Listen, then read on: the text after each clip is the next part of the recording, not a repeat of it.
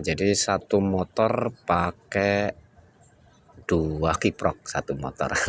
Satu rangkaian ya. Ini mungkin teman-teman ada yang pernah melihat gitu ya, atau mendengar satu kendaraan begini ya, kiproknya pakai 2 gitu ya.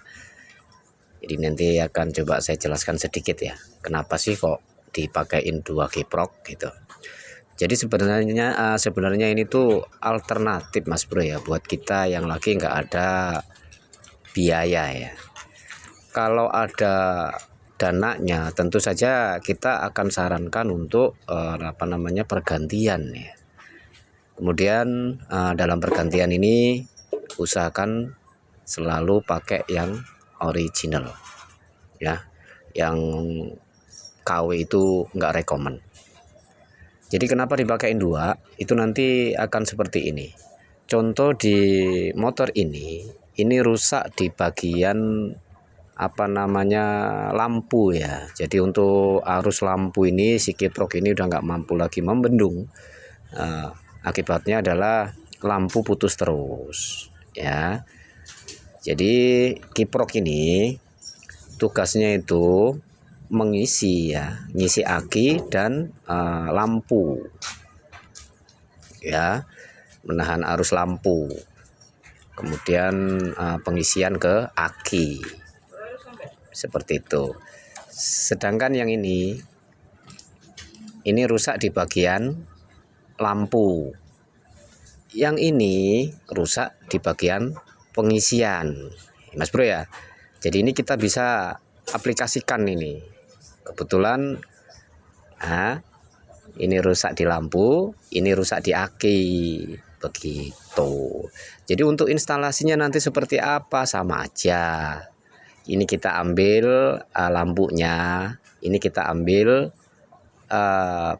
pengisiannya ya. Yang perlu kita ketahui ya cuma jalur kabelnya saja. Kemudian dalam instalasinya nanti jangan lupa untuk kiprok itu usahakan nempel di ground ya, atau body. Tujuannya adalah ya jelas nanti ketika ada arus berlebih dari spool itu kan ngebuangnya si kiprok ini ke rangka Mas Bro ya, seperti itu. Gimana kalau kejadian sebaliknya? Ya sama aja ya. Misalnya ini yang rusak lampunya, kemudian ini yang rusak pengisiannya. Jadi kita hanya perlu tahu untuk urutan kabel-kabelnya. Kebetulan ini unit Vario 110 ya, Honda. Gimana Bang di motor lain? Sama aja bisa seperti itu Mas Bro ya. Tapi tetap setelah instalasi ya, atau sebelum instalasi itu baiknya dicek dulu untuk pengisian dan lampunya. Begitu kira-kira. Jadi nanti untuk yang ini kita ambil yang kabel kuning aja nih, kabel lampu. Kemudian massa ya, massa tetap kita tempelkan ke bodi. Kemudian ini kita ambil jalur langsung dari spool. Yang kabel ini dilepas ya, yang kabel ini dilepas, masukin kemari. Ngono tok Mas Bro ya, gampang sih ya. Kita coba instalasikan.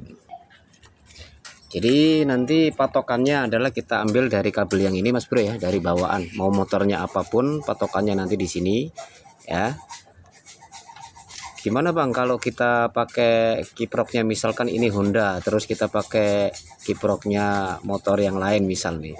Sebenarnya nggak ada masalah. Intinya itu yang penting sampean tahu jalur daripada soket kiprok di kiprok yang mau digunakan itu.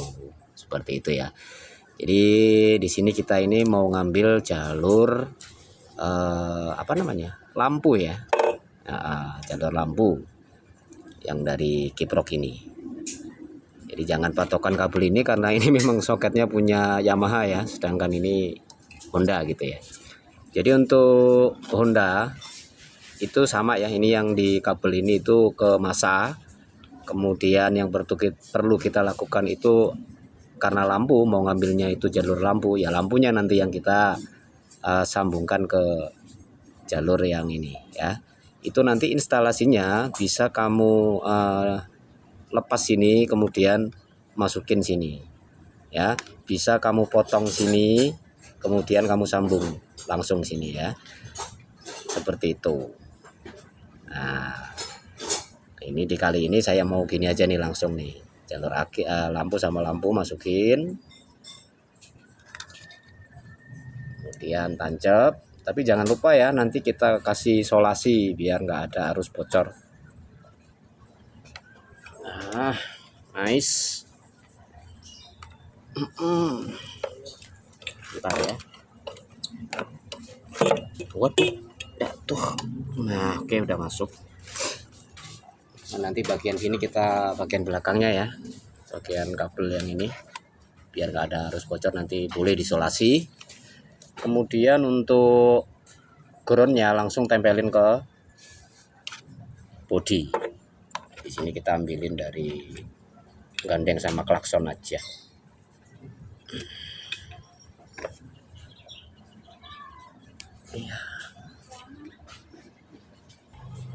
Nah begini ya, cukup simple. Yang kita ambil masa sama lampu sesuai dengan apa namanya yang kita inginkan lah gitu ya. Oke Mas Bro, jadi yang nggak kalah penting itu untuk instalasinya ini jangan digantung, usahakan untuk kiprok itu nempel ke bodi ya, harus nempel ke bodi, karena nanti kalau ada kelebihan arus ya, kiprok ini akan membuang kelebihan arus itu ke bodi atau massa ya, ke rangka seperti itu. Kemudian setelah instalasi, sebelum dipasang lampu dan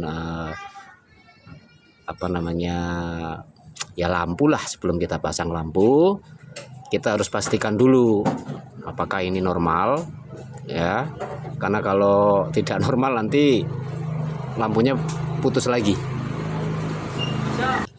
Nah untuk ngecek apa namanya kelistrikan pada lampu Mas Bro ya, itu kita perlu alat khusus ya, bisa dengan multitester ya. Jadi usahakan itu sebelum dilakukan pemasangan ya, instalasi pemasangan itu lakukan pengecekan. Nah, kita gunakan alat bantu yang namanya multitester Mas Bro ya. Di sini menunjukkan angka AC di situ 13 ya. 13 untuk voltasenya. Kemudian di sini harus kita geber ya, menunjukkan bahwa nanti si kiprok ini nahan apa tidak.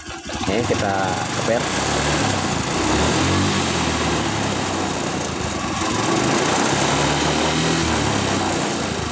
Nah, ini aman Mas Bro ya. Ini aman. Tandanya kalau nggak aman gimana? Walah bisa puluhan, bisa 60, 70, 100, 200 ya, tergantung putaran mesin. Makanya inilah kenapa lampu itu putus. Nah, sekarang ini aman. Kita bisa instalasi. Demikian untuk video kali ini, mudah-mudahan bermanfaat buat saya pribadi, kemudian buat teman-teman lainnya. Kita akhiri sampai di sini. Wabillahi taufiq wal hidayah. Assalamualaikum warahmatullahi wabarakatuh.